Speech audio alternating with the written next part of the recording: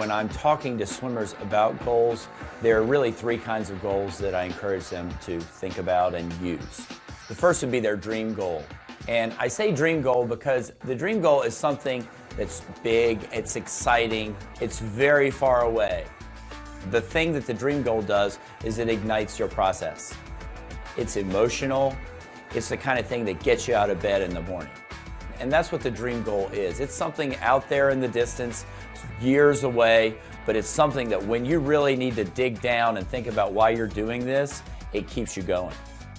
The next thing you do is start getting more specific. So then you say, well, if I want to end up way far away at this dream goal one day, how do I work backwards to where I am today and start moving towards it? You could have a 4-year goal perhaps, but that's usually very hard to predict what you can do. I like a 1-year goal for swimmers because I think that's a reasonable amount of time to improve, and that's a time frame that you can use to kind of set up your training for a whole year period. And then we usually break that year into 2 seasons. So you have steps along the way so you can check your progress towards your ultimate goals. I think it's important to have long-term goals because that sets your direction. And then you have short-term goals so that you're motivated on a daily basis in training and you can see progress along the way. We have goals every day in training when they come in, things that they're trying to accomplish that relate directly to their goals. So I think goals in general just drive your creative process and really just make practices something that are fun because you know that every day you come in, you're getting closer to something that is going to be exciting for you. I think the structure of any good practice includes several components. I tend to do quite long warm-ups, probably up to 30% of the practice, because I want to gradually warm up the joints, shoulders, reinforce good technique, and get the swimmers mentally ready to do something really challenging when we're finished. Following the warm-up, which may include any number of things, it might be swimming, kicking, pulling, drilling, there are all kinds of things that we do. We have the primary objective for that practice, and that's what we call the main set. That probably takes up to about 50% of the practice. And it's going to be our main objective in terms of energy systems, and we use an alternating system of energy systems, whether it be more of a threshold or endurance type training, or anaerobic, high quality type training, or a mix of those things. And we follow a daily routine through the week which kind of hits on all those areas. The things that we take into account for the main set would be the energy system, the strokes that you're going to be doing.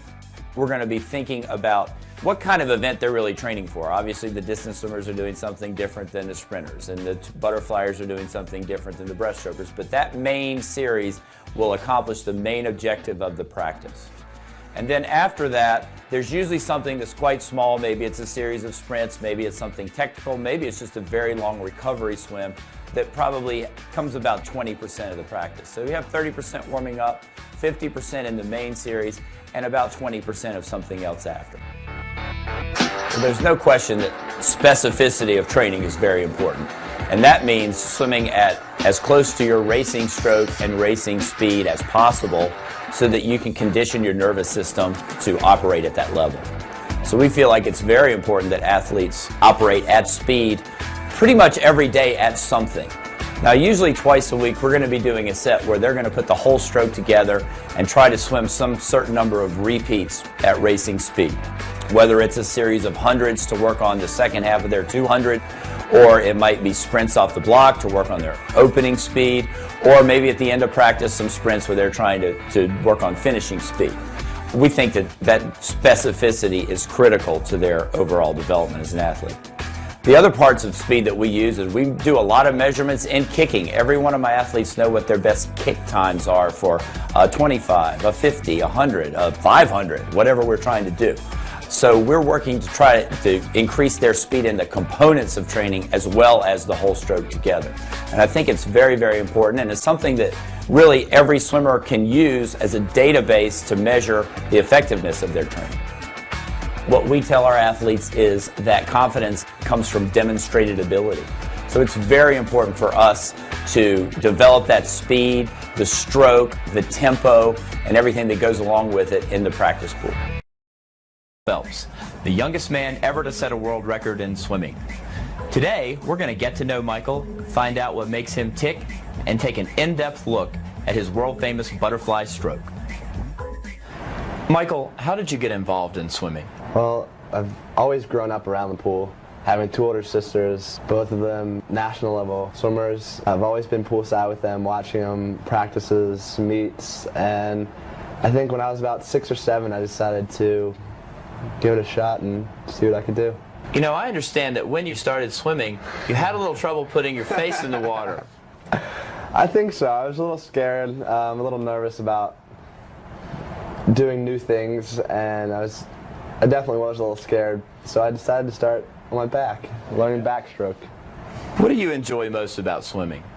You have to work to get what you get, and you can't just go in and say, okay, I want to break a world record today, and go out tomorrow and swim in any meet you want to and break a world record. I think it takes a lot of time and a lot of effort to get where you want to get, and I think that's saying a lot because you're achieving everything. And I think that's other sports, sometimes you just have a lot of, I guess, natural talent and you can just do anything you want, but in swimming you have to have both.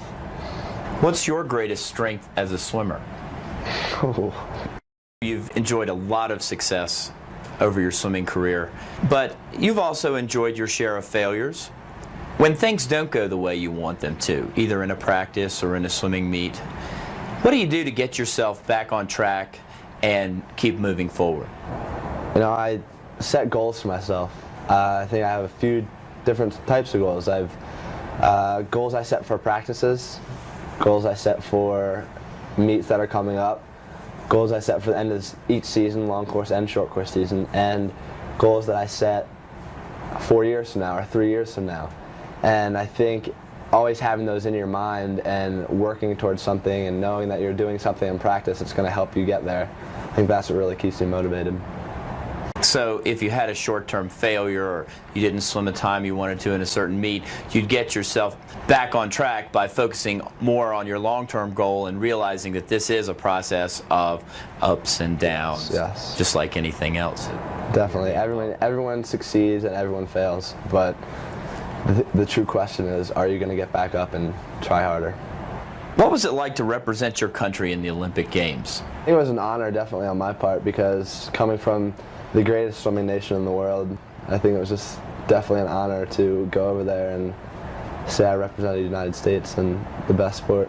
What was your favorite part about that trip? I think going out of the country was probably my favorite part, since I've never been out of the country before then, and I guess really starting to get to know everybody and sort of in the team environment, how everyone's looking out for each other, everyone's encouraging each other. I think that was the main thing that I learned from that experience. Michael, you finished 5th place in your first Olympic Games as the youngest U.S. Olympian. Were you disappointed with that? I was disappointed because my goal going in was to medal, and I didn't. I was 5th. But I was very satisfied with how I swam because that was the best I could do at that point. And since it was the Olympics and that was the biggest meet in swimming that you can reach, I think it's good to have that under my belt so young. So if I go to World Champs, Pan Pacs, any other meet, I know sort of what to expect. We hope that you've enjoyed getting to know more about Michael and our style of butterfly swimming. Thanks for watching. I hope you picked up some tips. Remember, have a positive attitude and always try your best.